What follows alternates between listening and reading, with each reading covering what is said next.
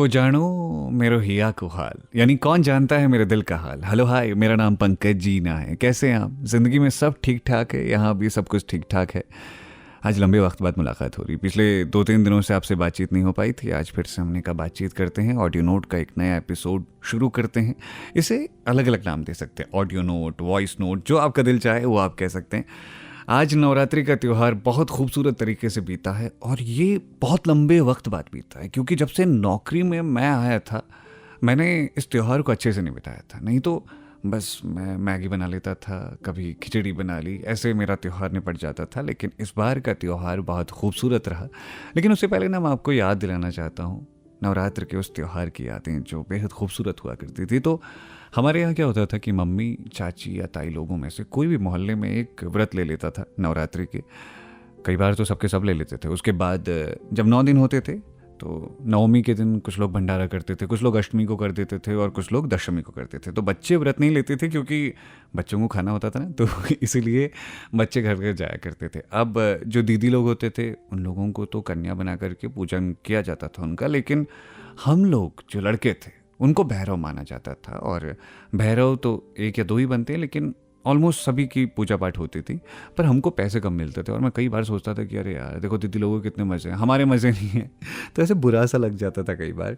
और मैं सोचता भी था उन दिनों कि यार काश यार मैं भी घर में बड़ा होता या मैं दीदी लोगों की जगह होता तो शायद मुझे ज़्यादा पैसे मिलते। पर पैसे भी कितने ज़्यादा होते थे, मतलब जैसे हमको 50 पैसा मिल गया, उनको 1 रुपया मिल गया, हमको 1 रुपया मिल गया, उनको 2 रुपया। 1 रुपया तो कहाँ ही मिलता था यार, 1 रुपया तो बहुत बाद में चलना शुरू हुआ। 50 पैसा 25 पैसा चला करता था उस टाइम पे। अभी बाज़ार से ना रुमाल का एक पैकेट लाती थी उस टाइम पे चाचियाँ, मम्मियाँ, और वो जितने भी लोग होते थे लेकर के आते थे। उसके बाद उस रुमाल को सर पे रख दिया करते थे। बच्चों ये सर में बातें रखना, नीचे मत रखना। हम कहते थे हाँ ठीक है ठीक है। जय माता दी वाली चुनरी होती थी, उसको सर पे बांधते थे और उसके बाद ऐसा लगता था ना हमको कि मतलब हम ही हैं ज़बरदस्त। उसके बाद सबसे खूबसूरत यादें जो है ना नवरात्र के त्यौहार की, वो ये हैं कि हम ना रात भर भजन किया करते थे। हारमोनियम लेके शुरू हो जाते, ढोलक हारमोनियम ढोलक में एक गाना भी है, वो दादा का गाना है, वो आपको सुनाता हूँ थोड़ा सा। देवी भगवती मैया कोटगाड़े की देवी मैया, दैनी है जाए दैनी है जाए, तेरो दरबार ओला सफल करे, ओ मैया तेरो दरबार ओला सफल करे। इस भजन को गाने का ना अपना एक अलग मज़ा है। तो मतलब हम भजन गाते थे। मैंने हारमोनियम बजाना कैसे सीखा लगभग बताता हूँ आपको। दादा हारमोनियम खूब बजाता था, अच्छी बजाता था, प्रैक्टिस की थी उसने। तो मुझे लगता था कि दादा को अटेंशन कुछ ज़्यादा दे रहे हैं लोग, तो सब बड़ा प्यार करते थे उसको। अरे कमल आगे आगे आ जाओ आ जाओ, हारमोनियम बजाओ। तो मैं देखता था लोगों के दिल में बड़ा प्यार है उसके लिए। तो मैंने भी ना कुछ गाने बजाने सीख लिए। कुछ भजन ऐसे थे जो मैंने याद कर ली कि हारमोनियम में कैसे बजाए जाते हैं। उसके बाद फिर मैंने गाना शुरू कर दिया। हमेशा हारमोनियम लेकर के मैं शुरू हो जाता। पर वो कमाल के दिन थे यार। तो उसके बाद फिर जैसे जैसे वक्त बीतता गया, नवरात्रि के व्रत लेना मैंने भी शुरू कर दिया क्योंकि मैं बड़ा हो रहा था। फिर आप जब बड़े बड़े होते हैं ना धीरे धीरे, तो आपके अंदर जिम्मेदारियाँ आने लगती हैं। तो जिम्मेदारियों के साथ साथ मैंने भी व्रत लेना शुरू किया। तो व्रत लेते रहते अभी मैं आपसे बात कर रहा हूँ, ये मेरा नाखून उखड़ गया ये दर्द सा होने लगा। हाँ, तो हम कहाँ थे? व्रत लेने लगा। तो व्रत लेते हुए कभी पता ही नहीं चला कि मतलब ठीक है व्रत चल रहे हैं और पूरे दिन भूखे ही रहते थे। वैसे भी मंगलवार का व्रत तो रहता ही था, तो नवरात्रि के 9 दिन व्रत में कोई ऐसी दिक्कत होती नहीं थी।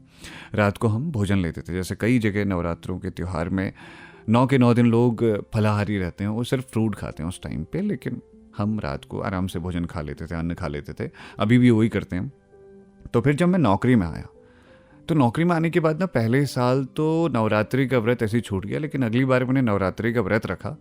पर मैं क्या करता था, रात को कुछ भी खाना मिल जाए। अब क्या होता था कि लहसुन प्याज हमारे वहाँ नहीं खाते हैं जब नवरात्रि का व्रत आता है। तो अब बाहर जब हैं घर से, तो वहाँ तो आप किसी को कह नहीं सकते क्योंकि सबकी सुविधाओं का ख्याल रखिएगा ना। जो होटल में आप खाएंगे, जिस जगह पे आप रुकेंगे, तो मैं वैसे ही खा लेता था। कभी रोटियां खा लेता था नॉर्मल, कभी बोल देता था भाई सेवइया वगैरह कुछ बना लो। तो ऐसे कुछ बन जाता था गेस्ट हाउस में। तो ठीक नहीं बना तो फिर ऐसे ही काम चलाया। पर धीरे धीरे 4-5 सालों से ये प्रोग्राम कुछ इस तरह से चलने लगा था कि ठीक है यार, नवरात्रि का त्यौहार आ रहा है, 9 दिन व्रत रखेंगे, शाम को जो मिल जाएगा उसी से पेट भर लेंगे। क्योंकि खुद भी नहीं बनाते थे उस टाइम तक, बनाते भी थे तो खिचड़ी बना लेते थे नवरात्रि के व्रत में। तो ऐसा कुछ खास हमने कभी किया नहीं था।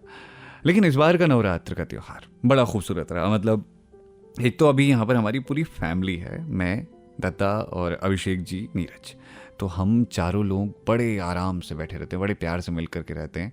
तो अभी हमने सोचा था कि इस बार नवरात्रि के त्यौहार को बिल्कुल घर की तरह बिताएंगे, और इस बार घर की याद आएगी तो सही, लेकिन हम उस याद की रेप्लिका यहाँ बना लेंगे। मतलब ऐसा कुछ बना लेंगे कि यहाँ भी हमको ऐसा लगे कि चलो यार ठीक है, त्यौहार हम मना रहे हैं। तो फिर क्या हुआ कि आज सुबह उठे, मतलब कल रात ही तय कर लिया था कि जल्दी उठ जाएंगे और जल्दी उठ करके फर्स्ट क्लास भोजन बनाएंगे। भोजन क्या, प्रसाद बनाएंगे। तो अभिषेक जी ने पूछा क्या क्या खाएंगे आप, ये बताइए। हम बनाएंगे, आप बताइए क्या खाएंगे। मैंने कहा क्या बना लेंगे आप। बोले आप जो कहेंगे बना लेंगे। अभी थोड़ी देर तक अभिषेक जी के साथ ये डिस्कशन चल रहा था रात में। तो मैंने कहा देखो मेरे को हलवा पूड़ी खानी है और खीर खानी है और आलू के गुटके खाने हैं। कहे ठीक है, ये बना लेंगे। अगली सुबह हमने सोचा कि सुबह सुबह उठ करके ये तैयारी शुरू कर देंगे, लेकिन नींद हमको 1 बजे से लेकर के 2 बजे के आसपास आई होगी। अब सुबह नींद कैसे खुल जाती, तो 8 बजे के आसपास तो नींद खुली। जब जैसे ही नींद खुली तो उसके बाद फिर वही हाँ जी गुड मॉर्निंग वाली रिकॉर्डिंग हमने शुरू की। वो रिकॉर्डिंग कंप्लीट की तो सुबह की रील अपडेट की इंस्टाग्राम पे। अगर आप जुड़े हैं तो आप जानते होंगे कि मैं हर सुबह एक रील करता हूँ जिसमें कहता हूँ हाँ जी गुड मॉर्निंग, क्या हाल है, कैसे आप, ज़िंदगी में सब ठीक ठाक, यानी हाल चाल पूछता हूँ। और ये एक रिश्ता बन चुका है। तो वो रिकॉर्डिंग की, उसके बाद थोड़ी देर में दद्दा भी उठ गया। दद्दा उठने के साथ ना शुरू हो जाता है उसका रियाज, सा रे गा मा पा धा नी सा। तो हमको ही बड़ा मजा आता है उसको सुनने में।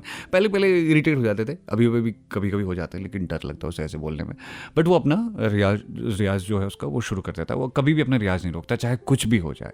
और ये अच्छा भी है क्योंकि वो डेडिकेटेड रहता है अपने काम के लिए। और आपका डेडिकेशन जितना ज़्यादा होता है ना, आपका काम उतना सफल होता है, ऐसा कहा जाता है। तो दादा का काम वैसा ही कुछ है। वो हमेशा मतलब रहता है यार अपने काम को लेकर के, उसको बहुत प्यार है अपने काम से, और मुझे अच्छा भी लगता है उसके काम को देख करके। तो दादा ने अपने रियाज कंप्लीट किया। उसके बाद उसने कहा चलो यार सब लोग अभी क्या सुबह सुबह नहा लो। तो फिर नहाना धोना हुआ हमारा। फिर उसके बाद उससे पहले ही मैंने झाड़ू पोछा लगाना शुरू कर दिया, क्योंकि दादा जब तक का तैयार हो रहा था मैंने कहा झाड़ू वगैरह मैं लगा लेता हूँ। तो झाड़ू वगैरह कंप्लीट किया, बिस्तर वगैरह उठाना सब कुछ किया, सब सफाई कंप्लीट हुई। नहा धो करके दादा तब तक का वेट कर रहा था धोती पहन करके कि जो तू जब आएगा तो उसके बाद हम लोग पूजा पाठ शुरू करेंगे। पूजा पाठ कंप्लीट हुई। दूसरी साइड से अभिषेक जी ने भोजन बनाना शुरू किया। तो तकरीबन अभिषेक जी कह रहे थे कि उनको 1.5 घंटा लगा, बट अंदर की बात यह है कि 3 घंटे से ज़्यादा का वक्त लगा था उन्हें खाना बनाने में। तो पूजा पाठ कंप्लीट हुई। उसके बाद 9 दिनों के बाद मैं मतलब एक प्रॉपर खाना खा रहा था। इतना मज़ा आ रहा था ना मेरे को, सच में। मतलब मेरे को ऐसा लग रहा था कि मैं बचपन के दिनों में पहुंच गया हूँ। वहाँ पर जा करके वापस से फिर से मैं खा रहा हूँ अपने घर वालों के साथ। बस मम्मी की याद आ रही थी यार। मैं सोच रहा था मम्मी भी होती तो कितना मज़ा आता। मतलब मम्मी पापा साथ में बैठे होते, बट मम्मी पापा गांव में हैं, छोटी गांव में है, तो सबों की याद आ रही थी। बट ये भी था कि अच्छा था, कम से कम इतने सालों के बाद हमने अपने त्यौहार को मनाया तो सही। मतलब होता है ना कि आप अपने लेवल पे क्या कर सकते हैं, जो भी चीज़ें आप कर सकते हैं अपने लेवल पे वो आपको कर लेनी चाहिए। आप किसी भी धर्म को मानते हो, कोई भी इबादत करते हो, आपको अपने अपने लेवल पे जो खुशी मिलती है ना, वो खुशी को तलाश कर लेना चाहिए, मेरा मानना है।